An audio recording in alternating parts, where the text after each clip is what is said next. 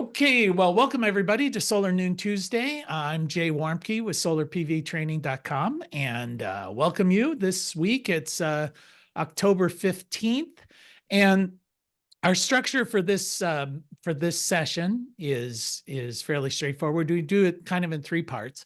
The first part is I will recap what's happening in the world of solar and in the news.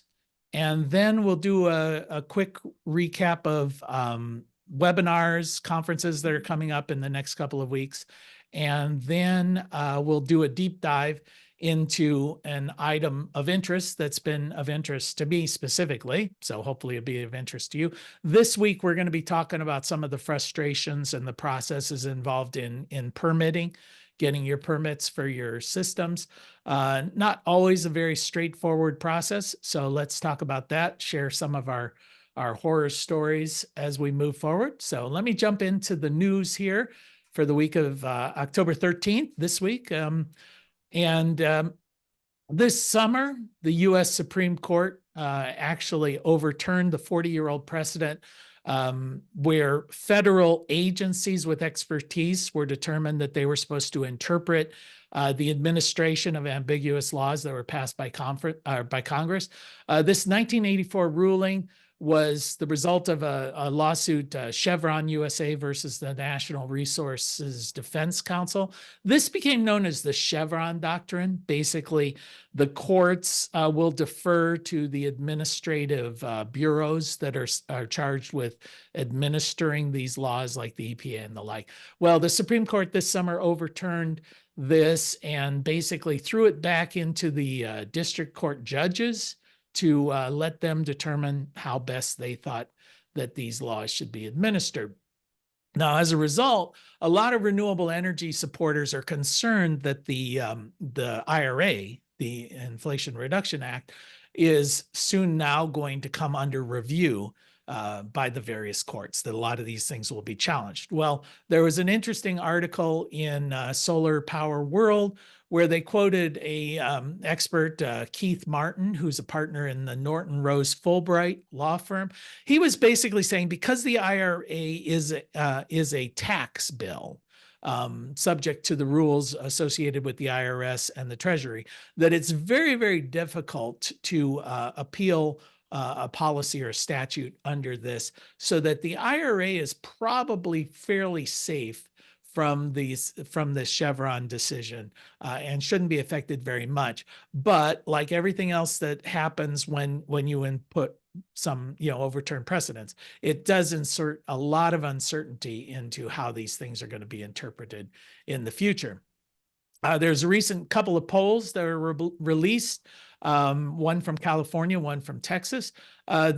The poll from California found 9 in 10 Californians feel that they should be fairly compensated by the utilities for the power that is sent back. That's kind of a Captain Obvious result there. 85% say that the state should be doing more to encourage renewable energy adoption within that state. And now this poll was conducted by Global Strategy Group, North Star Opinion Research, and CEA, which is the Solar Energy Industries Association. They feel overwhelmingly Californians are in favor of solar. They feel it saves Californians money. And according to them, 84% of the voters responded that they felt like more people should go solar, that it was to everybody's benefit. And not surprisingly, 79% of those surveyed did not trust their utility to tell them the truth pretty much about anything, but specifically about why the cost of electricity keeps going up. They found strong support for solar in rural areas as well, utility scale solar. 87% of the population in theory liked utility scale solar. 74% said they would support it in their own neighborhoods. And this includes even 64% of those people who live in rural areas that are probably most affected by this. Then with the Texas poll, 3/4 of Texans agree that there's too much red tape involved in putting solar onto your home or in your business. 89% of Texans, including 83% of those who self-identified as Trump supporters, agree that farmers and property owners should be allowed to do whatever the hell they want to do with their land. That includes leasing it to solar operators. So they're kind of, it's kind of the position you would hope folks would take, that it's their land. They should be able to do whatever they want to within the legal requirements. 80% of the Texans say they want lawmakers to create a fair, level playing field between renewable energy and fossil fuels so that these two industries can compete fairly on a level playing field. Now, whether they feel one is being favored over the other, the poll didn't say. And 73% felt that their local electric company should get more and more of their power from renewable energy. So both California and a little more surprisingly, Texas is very, very supportive of renewable energy, according to these polls. Solar PV is set to be the driving force between the world's rapid expansion of renewables over the coming decade, with solar set to accommodate or account for about 80% of all of the clean energy additions made between now and 2030s. Now, this is from a report called Renewables 2024, which is the latest flagship report from the International Energy Agency. The report forecasts a massive growth in renewable power over the next 6 years, totaling about 5,500 gigawatts to be added the remainder of this decade. To put that in perspective, that's more than 3 times the amount that was added over the last 6 years, roughly the equivalent of all of the current solar installations in China, the European Union, the United States, and India combined. So quite a dramatic increase. Solar module prices are back on the upswing after hitting a floor in April of this year, according to the Q3 Solar Module Pricing Insights report from ANZA Renewables. In June of this year, the median price for solar modules rose about 10% from 25 cents a watt to about 27.5 cents a watt. Now, there are a couple of conflicting factors that led to this increase. One was the anti-competitive dumping ruling about Southeast Asian modules that are now subject to tariffs coming in. That increased prices about 15%, just that ruling alone. But it was somewhat offset by the ramp up of domestic production here in the US, which saw about a 4-cent drop because of domestic manufacturing, or about 7.5% decrease. So those two combined ended up with about a 10% increase. Residential solar prices are installed residential solar is at an all-time low, and storage prices have also hit an all-time low. Solar prices fell for the second 6-month period in a row, reaching, according to Energy Sage's report, an average nationwide of about $2.69 per watt. This is close to the all-time low prices quoted just near the end of the pandemic, and the lowest since they've been doing this since 2014. Prices vary greatly by state. The highest cost was in Rhode Island at $3.30 a watt. Lowest state cost, Arizona and Texas at $2.10 a watt. Remember, these are residential installs. Storage prices dropped to about $1,133 a kilowatt hour. So I guess to put that in perspective, if you got a 10 kW battery bank system, should be costing in the neighborhood of $11,000. The percentage of homeowners nationwide purchasing batteries, according to this, climbed to about 34%. So 34% of all solar installs now incorporate batteries. California was pushing that level up quite a lot. About 70% of all installs in California now incorporate batteries. That's largely because of the recent changes in net metering through NEM 3.0, where they dropped the compensation about 75%. But even without California, about 22% of all systems nationwide incorporate batteries. Some of the reasons for this: lower price of batteries, as we just talked about. Tesla Powerwall 3 was introduced, so there was a bit of buzz around that. There were a lot of changes in state policies that encourage batteries, and there are some attractive incentives. For instance, you can get the IRA, the tax credit even without solar. So just installing battery systems qualifies for that. And that is the news from the solar industry for this week. Does anybody have any comment or anything to add to that here? Give you just a second to throw in your Jay, 2 cents. Yep, go ahead. Devananya. Interesting to talk about the price in PV modules. Just to give you a little perspective on the Asian countries, I've been offered about 10 cents a watt PV modules from Asia and China, those countries. Yeah. Yeah, it is a bit frustrating for those of us here in America because of the tariff situation. As you're saying, you're getting them for 10 cents a watt. We're thinking 27 cents is a great bargain, but a lot of that is the tariffs that are being tacked on to our modules. And that's one of the reasons, like, for instance, in Australia, we're all pleased with $2.69 a watt installed residential. The Australians are looking at that going, geez, we pay $1 a watt, for our installs. Why are you guys so excited about that?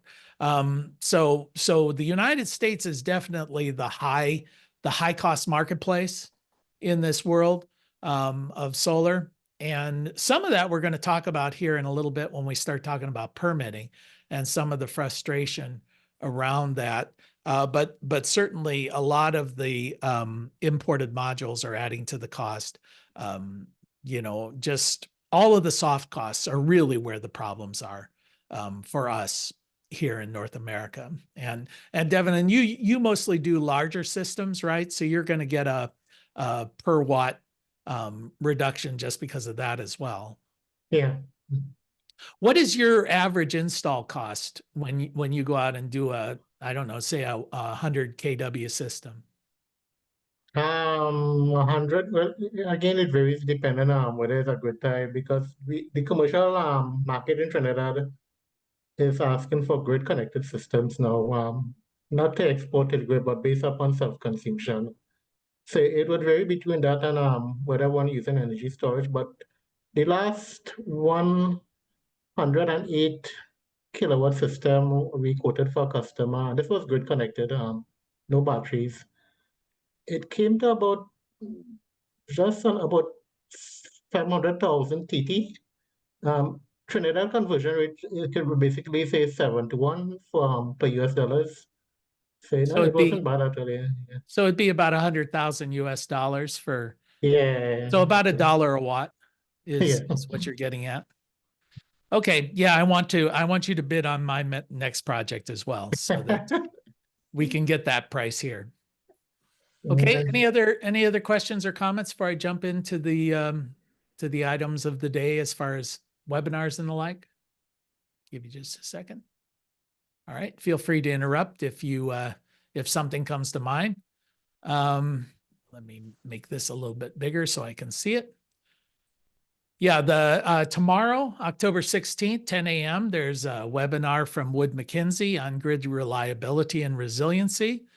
Once again, I'll just remind everybody, I don't give you the links on these things. I figure if you know they exist, you can find them. There's lots of opportunities to do that.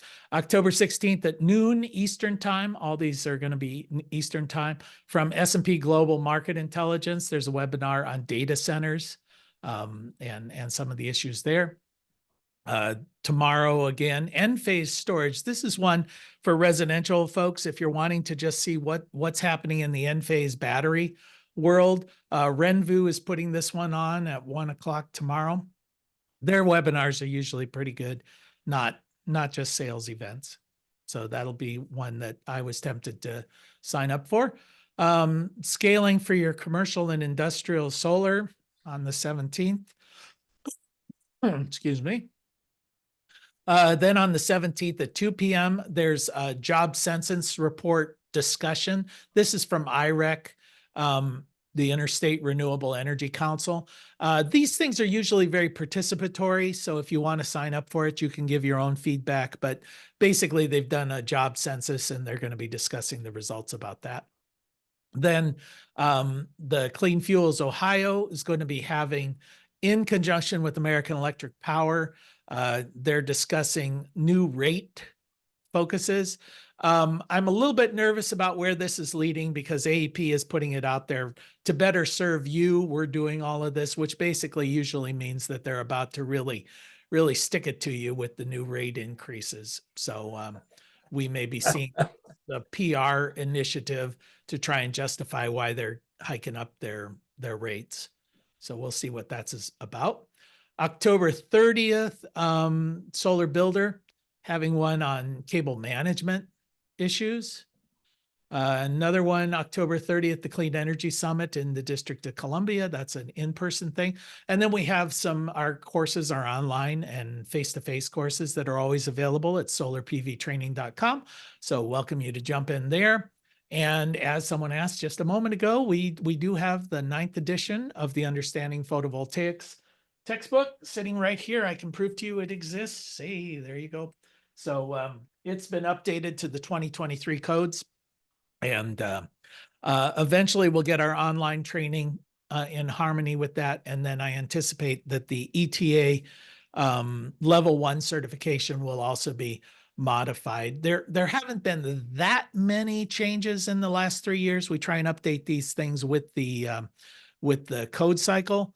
But the major changes, one has been in organization of the chapters, but there's been a lot less emphasis on lead acid batteries, a lot more emphasis on lithium ion technologies and everything involved there. And then a lot more emphasis on AC coupled systems and DC coupled systems as people begin to incorporate more and more batteries. So those are kind of the major areas of changes from the 8th edition. Jay, is that book available in Kindle edition?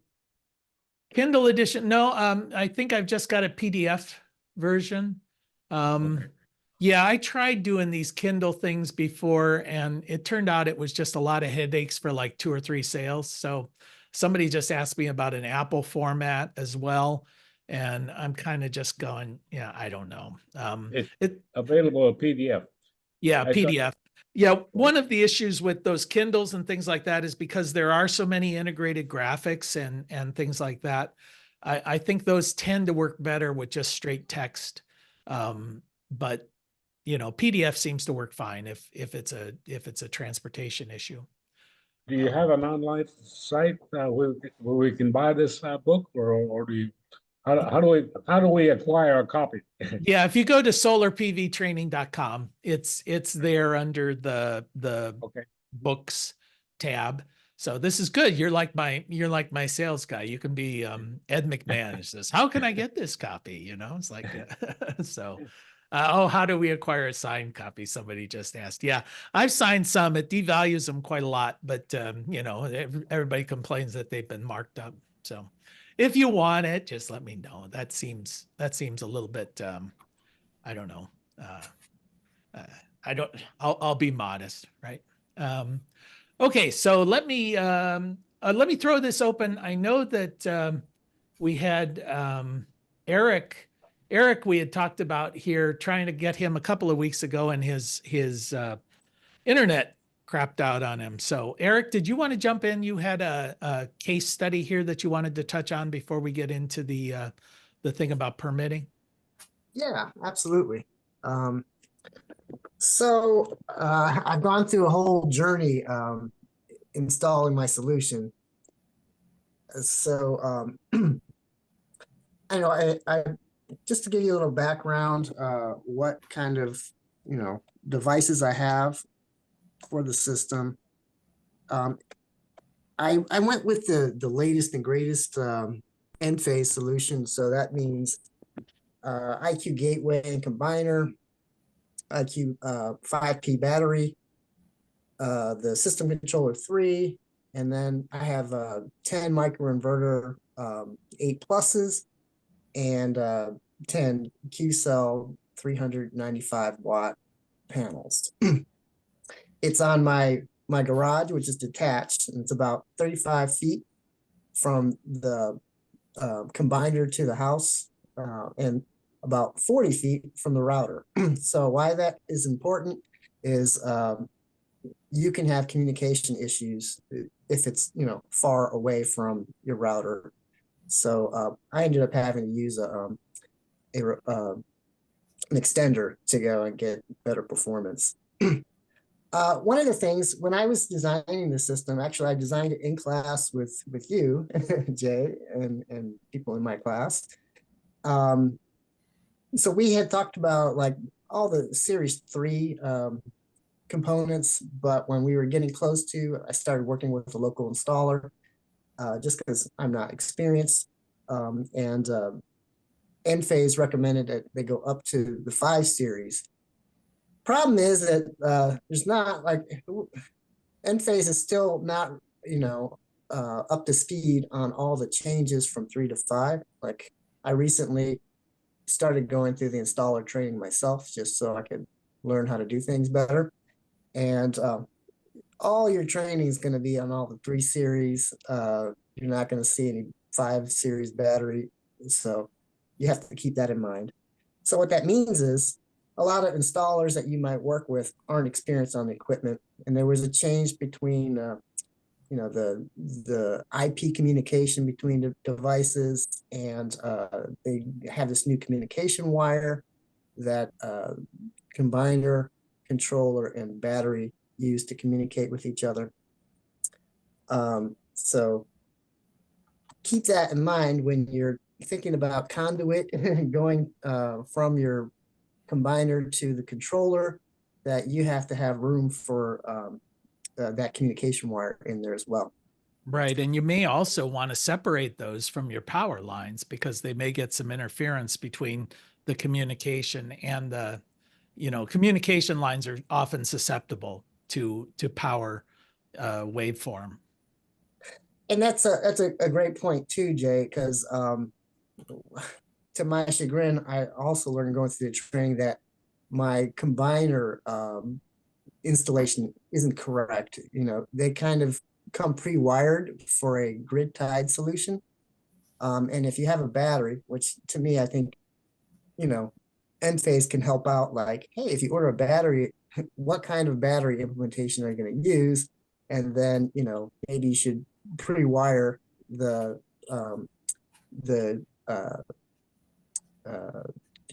breaker that you need in order to go and have a grid forming, a neutral forming line. Yeah, because we used to talk about with the Enphase solution, it was a really great one for home do-it-yourself installers because it was kind of straightforward. You just hooked up your microinverter to your panel. From the panel, you went to the AC disconnect, and from the AC disconnect, you went to your circuit breaker in your service panel. And all of the communication was handled through a standalone unit. They called it the, what do they call that? The N-Charge or something like that. The Envoy. And it was a standalone unit. You just plugged it in the outlet closest to your circuit breaker panel, and it took all the data over the power lines and hooked into your modem. So it was pretty straightforward. Then, as you were just alluding to there, Eric, when they went to the system where they had the communication built into the combiner box, it communicated with the other component pieces wirelessly. You know, so it used, I think it was Zigbee, but it communicated with the battery system. It communicated with the smart switch, and they found that they were having some trouble with that. So then with this latest series, they went to hardwire. So that you hardwire from your combiner box to your switch and from your battery bank to your switch, which is all great, except nothing is backwards compatible then. So you have to go with the latest and the greatest of everything, because it's not like, and you can't really upgrade your systems because the things you have aren't necessarily going to be compatible with the newer unit. So that's a pain in the butt. But then again, you're alluding to the fact that these configurations can get complicated. Do you want a whole house backup? If so, then you're probably going to want to wire directly from your meter to your smart switch. But if you're doing a partial home backup, you're probably going to wire to a main service panel and then create a sub panel, and you're going to have to go from your main to your switch, then to your sub panel, and then you've got load management issues there. So this is not your father's end phase. You know, this is getting more and more complicated. I mean, to your point, Jay, that's some of the issues I had to deal with. Is I went with the line side connection. So, like you said, coming from the from the meter into the smart controller, but then, you know, I had to put that AC disconnect in between, and the permitting is really weird too, right? Like all they focus on is grounds, you know, and signage, you know. So I had to put a ground in that panel in the AC disconnect, and I'm like, well, you don't ground the meter. Why is that any different, you know? But hey, that's what you want, fine. And then what was weird too is we had this tornado about, you know, a month ago, 2 months ago, and so the grid was all a mess, and so I started getting power sent to my house that was high voltage, like 267. Well, your system is expecting 240, or, you know, at least 5% over, so 252, and anything more than that, and it rejects the power from the grid. So I was, in a sense, just, you know, in an outage state for a month and a half until I finally got the power company to go and put in a new transformer. But that's something you have to think about too, because I did not size my battery, you know, appropriately. Like if you do the whole house, they recommend 10 kilowatt hours. I only had 5, so I'm going to upgrade to another battery. Yeah. Yeah, I think those things with that new Enphase system, you can go all the way up to, is it 40 kW? I think you can do up to 8 of those batteries with some load management. It's probably 20 without some load management materials, but yeah, they're pretty flexible, and the system looks pretty nice. So all of this, having gotten this under your belt, are you happy that you did it, or are you wishing maybe you had gone with Solar Edge or something else? Well, I didn't know what I didn't know, and I'll tell you that the Enphase products are definitely more expensive. That being said, you know, the installer made some decisions for me, unfortunately, that, you know, I didn't agree to. So I thought I was getting like a 3.3 kilowatt hour solution, and I got kilowatt solution, and I ended up getting like a 300 because they went with 8 pluses instead of 8 M's that we talked about.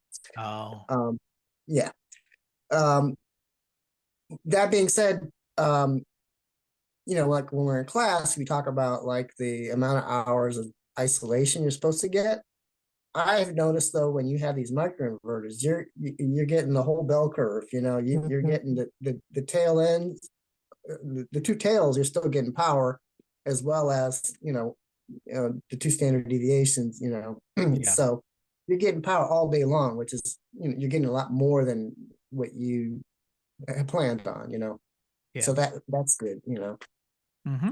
And I guess as a lead in to what we're going to talk to here, what was your experience like with your permitting? You're in the city of Cleveland, is that right? Yeah. The permitting was very difficult. You know, the building side, they kind of offload the responsibility on some, you know, structural engineer. So you have to get a letter basically that says that, you know, your structure can support, you know, the weight of, you know, the racking and the panels and everything.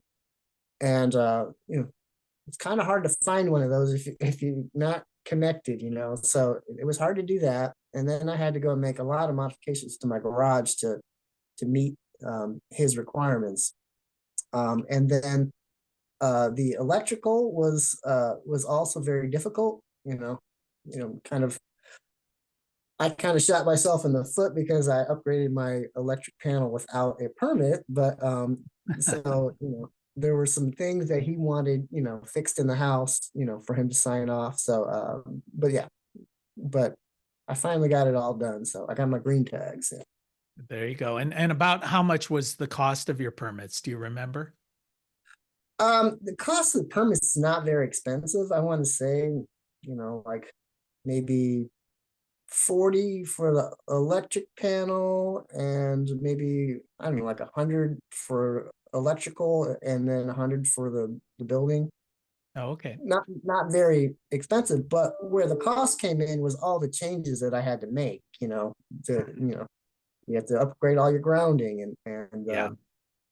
I had to, I mean, like doing that line side connection, you're using. I have 100 amp service, so you use number 2 wire and big conduit, all that stuff adds up.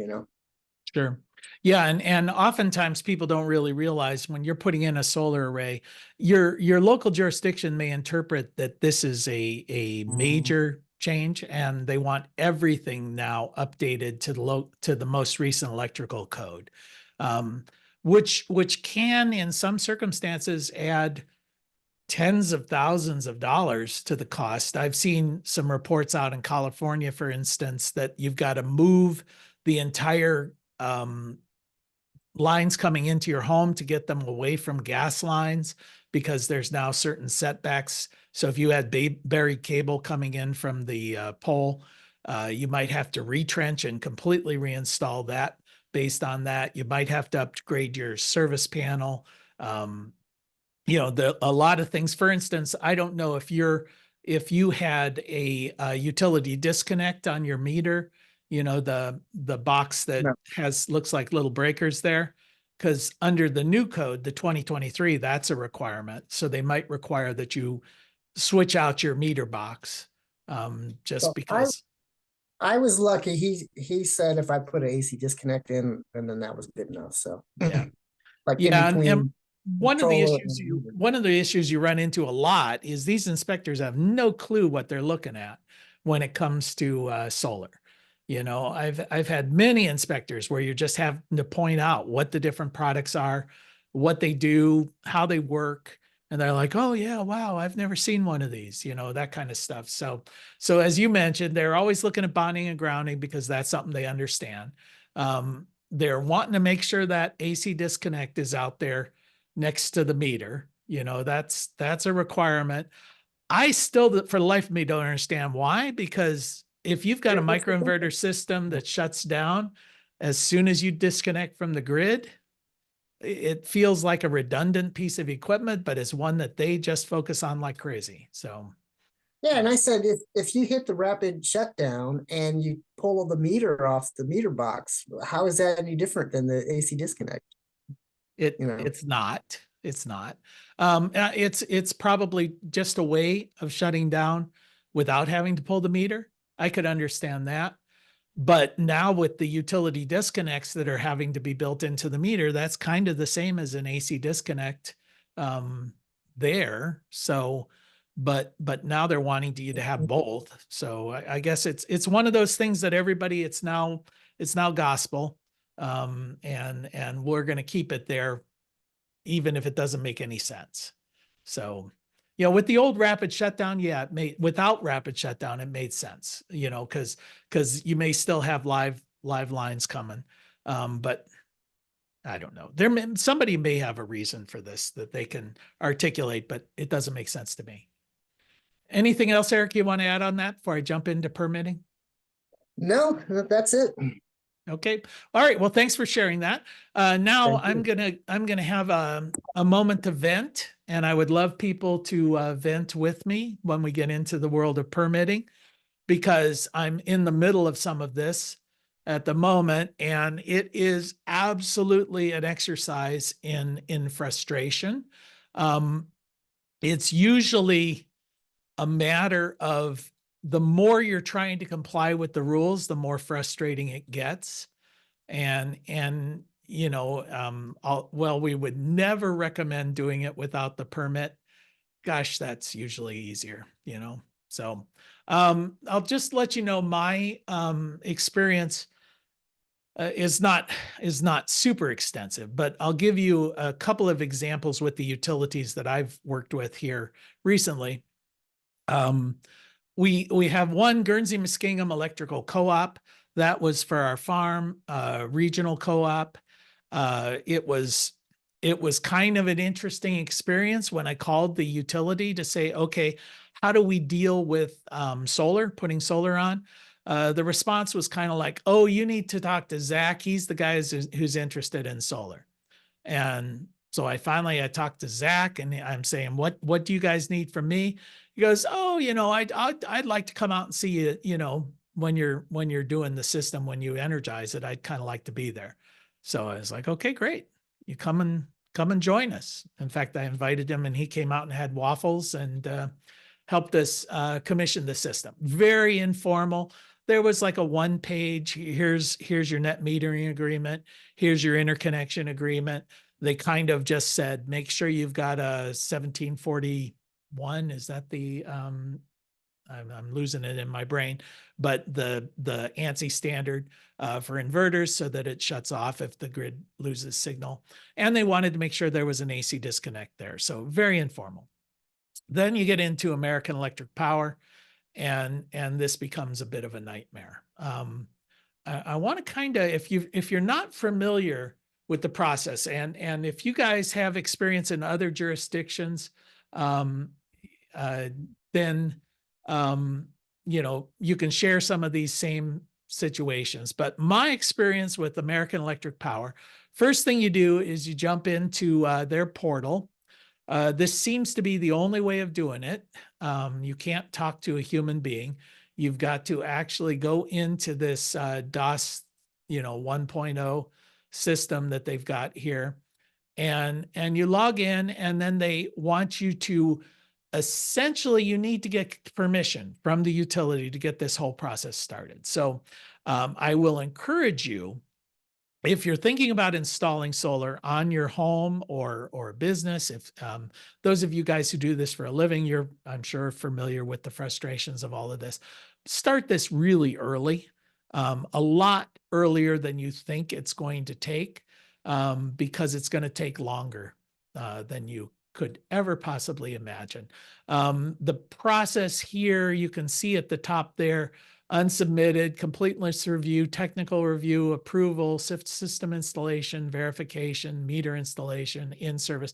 Those are all the various steps that they're talking about. You fill in, you give them all the data that you can muster up. They're going to want to know your meter number, the system capacity, what products you're using. So as Eric was intimating there, Enphase system, well, are you using IQ8 pluses? Are you using IQ8As?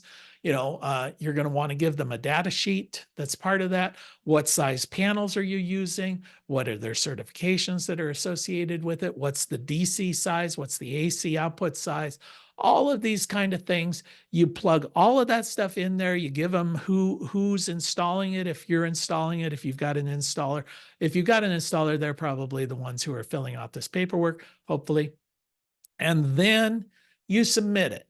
Now, my experience is every time I have submitted it, it doesn't allow you to submit it, right? You get to the end, you plugged in all of this stuff, and then you go, hey, here's the data, take it away. You click the little button that says submit, and it does not respond. It just simply, it acts like it doesn't, it has no live link. At which point I have to write a letter to these people in their chat thing, and you wait for a couple of days, and then it comes back saying, well, all you do is you hit the submit button, and magically now the submit button will work. So yeah, Eric, you had a comment there? So mine is even worse with CPP, Cleveland Public Power. You send an email with, a PDF of your application form, and it goes into a black hole. I got no response that they got it or, in processing. So I had to call, and they're like, oh yeah, we approved you for part 1, a month ago. And I'm like, well, why didn't you tell me, and so then part 2 I'm going through right now. Once again, I'm just going to submit the paperwork, a copy of green tags, and then I'll have to go and, chase them down to find out what's next, But yeah, they're not very responsive. And like you said, there's usually one guy who's the contact person and may or may not be responsive. Yeah. Yeah. And that one person is somebody who good luck figuring out who that is, because at least with AEP's process, they don't let you talk to a person. It's all through this automated system. So after I've magically submitted it, then it's not submitted, because then they say, we've got to generate an invoice for the $50. You're not allowed to just pay this fee online. So all of this makes sense if you understand that their whole motivation is to delay the installation as much as possible. That is really their motivation there. So they say they have to generate an invoice for the $50. That's what a small residential system application fee costs. They take 3 or 4 days to generate this invoice. They email it to you. You cannot email back your payment. You have to physically write a check and mail it to them using the US Postal Service, right? At which point they will maybe acknowledge that they got payment, but they will not begin the process of evaluating your application until that payment has been received, at which point they will find something wrong. That I think they've got like 30 days to do that review. And on day 29, you will very likely get an email back saying, you misspelled a word, so resubmit.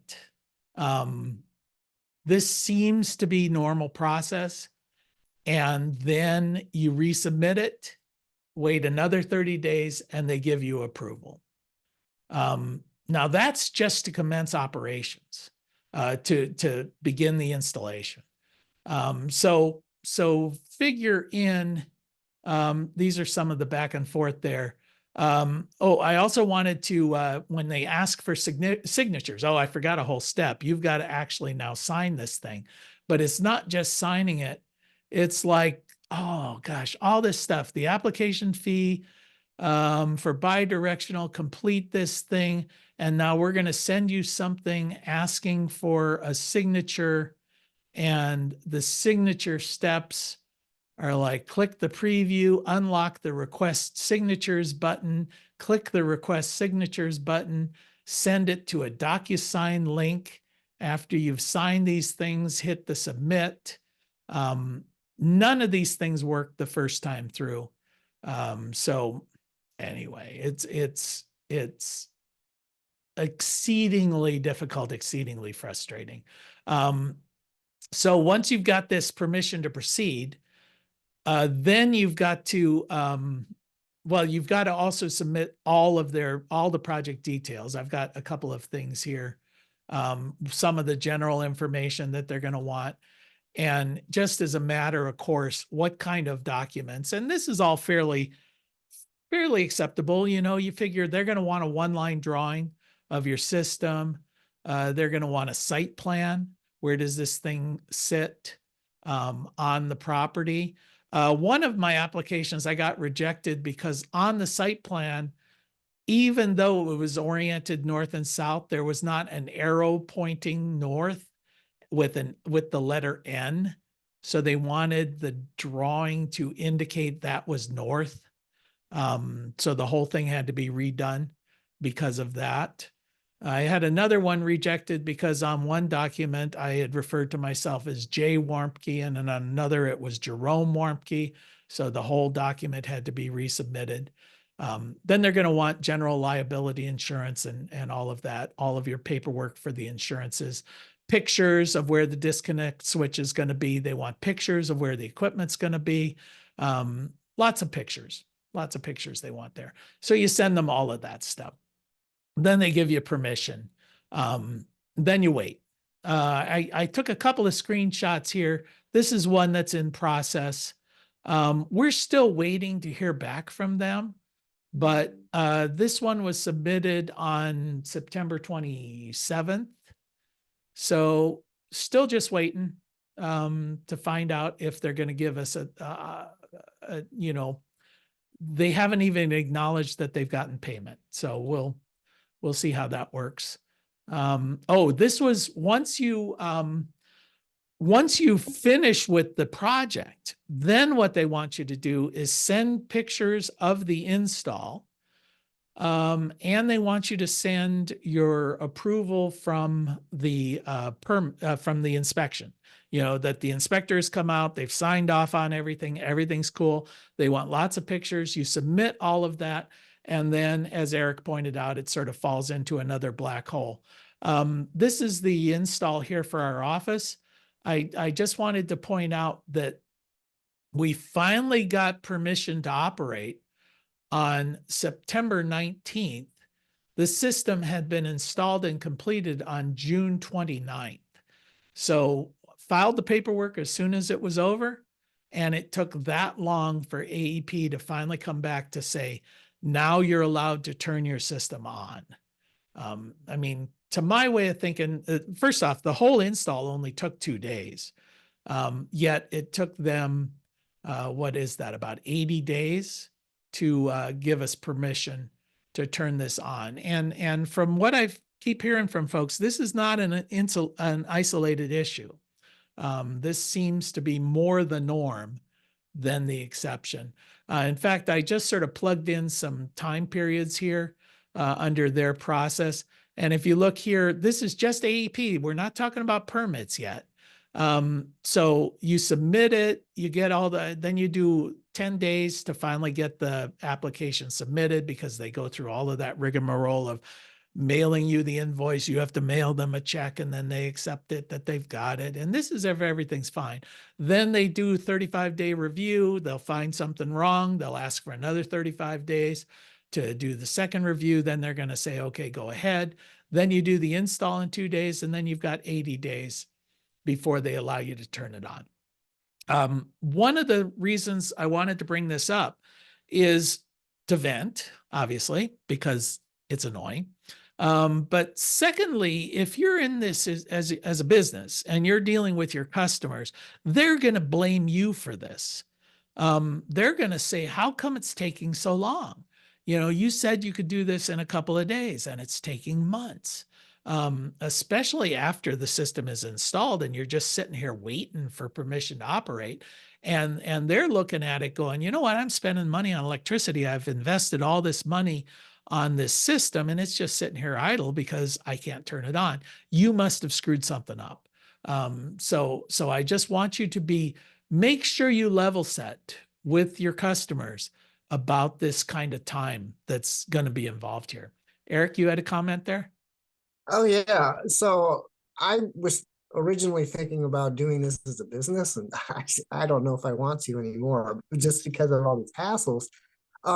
If you're gonna go and tell somebody, I mean, like, I couldn't even imagine. You have to have probably like 20 projects in the works in order to survive on the float. I mean, but it took me a year because I had to go and upgrade, the garage, reshingle. I had to go dig a trench and run conduit from there to the house. And, that's even before we got to, the PV installation, so permitting and everything. It's been a year, and I still don't have my PTO right now. So, I mean, but I'm using my system anyway, just not exporting to the grid, Ooh, you're living on the edge. You're being illegal, right?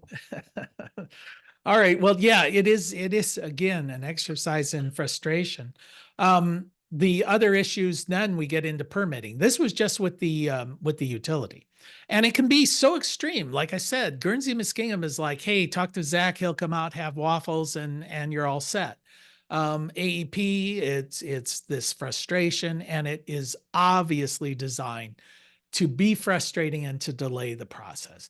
You can think about this on a business level. If they can slow down the process by 3 months, that's 3 months of electricity, that they just sold. You multiply that by many factors, and it's a lot of money. Okay, so what other kind of permits do you require? Well, as Eric pointed out, he needed a structural permit. Well, who does the engineering work? That's not always easy to find a structural engineer who's acceptable with the local authority. And they're going to charge some money. They're going to charge a couple $100 at least, sometimes more, sometimes 500, 600, $1,000. And if you're talking about a small system, a $10,000 system, I mean, these permits can run up to $1,000, $1,200 for a $10,000 system is absurd.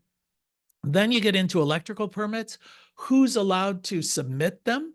For instance, we're just doing one in the city of Athens. They have a recognized list of people, licensed contractors who are registered with the city. They're the only ones allowed to submit these permits. Now, speaking of that process, we went in and submitted all of the proper paperwork, got the permit finally after some back and forth, went to install the system and then asked them to come out and inspect it. And they came out and said, "You don't have a permit." We're like, "Yeah, we do." And it's like, no, that's from the zoning office. You don't have an electrical permit. Well, kind of nice if you had told us this. In fact, I specifically asked them about this form that had to do with the state, and they told me they knew nothing about it. So another factor that you run into with these permitting offices is they'll often lie, or they're completely uninformed. They don't know what their rules are. But sure enough, at some point, they're going to shut you down because you didn't do something that obviously you were supposed to know what to do, but nobody bothered to tell you and nobody there seemed to know. So that's an issue. In this case, apparently the city has subbed out to the state the permitting process. Well, trying to get the permit through the state, when we contacted them, they said it would be 30 to 60 days to get this permit issued, but for double the fee, you could expedite it by walking it through in Columbus and setting up an appointment to walk it through the process. So normally the permit's $300 and some odd. It actually, they give you a worksheet to try and figure out how much they're going to charge you, because it's not just straightforward. It's not, here's the fee. It's based on per square feet of affected area plus linear length of wires, and plus this, plus then they wanted another $275 if you're going to walk it through. But of course they're closed on Columbus Day, so no one's going to respond, and this is where we're at. So that's an issue. And then of course, if you live in a homeowners association, you got even bigger problems. But one of the things I've been noticing a lot is that these cities are subbing it out to private industry. And for example, here, the building department works with Southeast Ohio Building Department, which is a private industry. So if you wanted to install, for instance, in the city of Marietta or in Washington County, parts of Morgan County, you're going to work with this business, and they're going to charge you $275 for the permit application, and then they're going to charge you $200 to come out and inspect it at some point. So now these are getting kind of pricey, $400, $500 for a very small residential system. I've talked to a number of installers and said, well, how do you deal with this? The delay, the costs associated with it. And they basically say, you know what, we just kind of ignore them. We just install it. And nobody says anything. Well, I don't know. That makes me uncomfortable. But that's the reality, is the system is getting so broken that it's encouraging people just simply to bypass the system and do it without. The other thing that a lot of these installers have noted to me is the permits are never looked at. You just submit all this paperwork, they take the money, and then it's like, yeah, okay, whatever. So that adds another level of frustration. If you're jumping through all the hoops and it really is of no consequence. And the permit applications can be pretty confusing. I just put up a thing here from the state of Ohio on the permit here. And it appears that in this instance, we're just trying to put in a little 6-panel standalone thing. It appears that we have to go through the same permitting process to install a 6-panel standalone, ground-mounted system as if we wanted to build a hospital. I mean, the same kind of thing. They're asking about the building structure itself. What is the let's see, are there sprinkler systems? What's the height? How many stories? What's the load capacity? What is the construction type? What is the current use group for this? What are the proposed? Are there separations? Again, we're putting up a pole with 6 panels in the backyard. That's kind of what we're doing. And in this instance here, the permitting fee it's going to come out to about $581 for a $10,000 install. Eric, you had a comment there? Oh, just like you said, when I was submitting my application for the permits, I had to include all these diagrams, all this documentation about the system, and the actual inspector never even looked at it. I had to get like a set of blueprints, a framing diagram, and everything for the garage from a architect, and had to put in column pipe and double up all the members. And then I put in a pad for that column pipe that was 18 by 18, 24-inch deep of concrete. And the building inspector didn't even look at the garage. He just drove by, said, "Are there panels on top of that garage?" I was like, "Yep." He said, "Okay, good." And that was it. I'm like, "All right, fine." Yep. Yeah, we ran into that, of course, and you run into it. Sometimes it's to your advantage, obviously, but it does just show that the system it's like taking your shoes off at the airport. It's all performative. It's all to look like something's happening as opposed to anybody getting anything really secure. But oftentimes, of course, you're digging a trench. If you're burying the wire, then you want the inspector to come out, and before you close up that trench, they're supposed to sign off on it and say, yeah, it's deep enough. The warning tape is in place. Everything's fine. Now go ahead and fill in the trench. Good luck getting them out there. So very often they'll just say, take a picture and email me a picture. And you're like, okay, so you pick the deepest part of the trench, you stick a tape measure in, shows that that's 24 inches. Here it is, there's the tape. And they're like, fine, that's good, fill it in. How much did that do to anything? I mean, it's again, it's performative. Then we come up with these big announcements like Solar App Plus, which this is a solar app supposed to be the end of all this frustration, right? This was announced to much fanfare in 2019, where they said, okay, you can register as an installer, put all your details in there. And then we're going to use artificial intelligence. You submit your plan, you fill out the application, it evaluates it, and then you get your permit while you're sitting there online. So instantaneous. Great. Sounds good. 5 years later, who's using it? It really, I looked at their website. They're claiming lots of success. 181 communities, 46,000 permits, and so on. It really is just California. And not everybody in California even. When I looked at that whole list of the 181 communities, there's one each in Oklahoma, Iowa, Illinois, Maryland, Nevada, and Wisconsin, 2 in Texas, Colorado, and Virginia, 6 in Arizona, and all the rest are in California.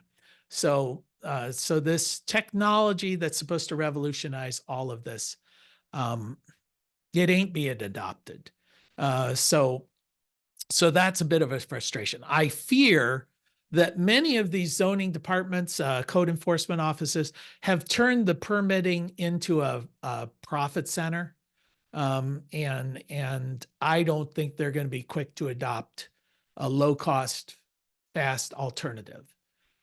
So I think we're going to run into that kind of opposition, especially in some of the more jurisdictions. And unfortunately, another thing that I've noticed is the more a city claims to be green, like Cleveland, for example, a green city on a blue lake, that's their whole shtick.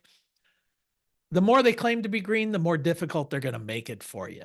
A lot of these real red state rural communities, you walk into the zoning department and say, what do I need about solar? And they say, yeah, we don't care. Just do it.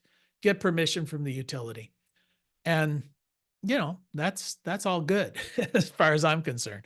So, you know, so where you think you would have support, often you don't have support, you get overregulation. I don't think they add much to the system. Obviously, in theory, having these inspections is a good thing. In practice, they delay the process.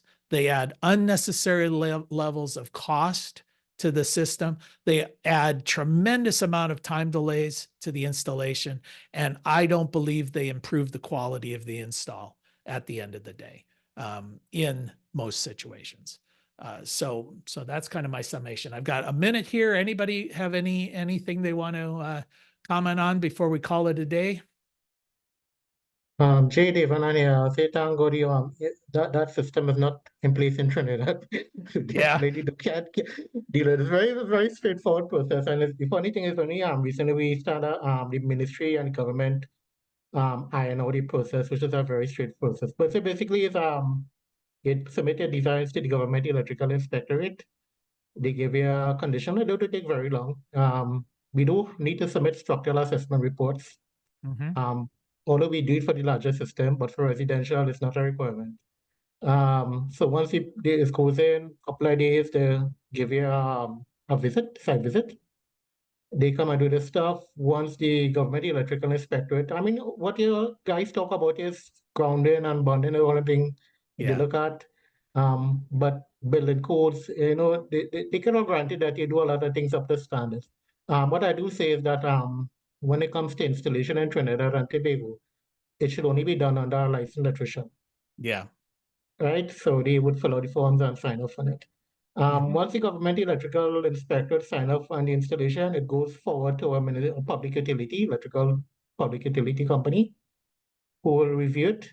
And they may have an inspection. Say if you're doing grid connected or anything with transfer switches involved, they will want a PSI visit again. They have their own requirements, their own documentation, which you fill out, submit to them. You pay a small fee of about $200, and they would, in probably a week or 2 weeks time for the most, they'll come and do a site visit. And if everything checks out, they would take the copy of the electrical inspection certificate they got from the government electrical inspectorate. They would submit it to what is called the Ministry of Public Utilities, which is the overriding body, and they will grant you a license to generate electrical energy from a renewable energy source. Mm. So Yeah, that is something. I mentioned this to my friend from Brazil about the frustration. He said, "Oh, we just ignore all the rules and then give the guy $50 when he comes out," you know? So who knows? That system may work better. So, Yeah. all right. Well, I'm going to have to cut it off there. So I appreciate everybody's attention, and we'll see you all again next week. All right. Take care. Bye-bye.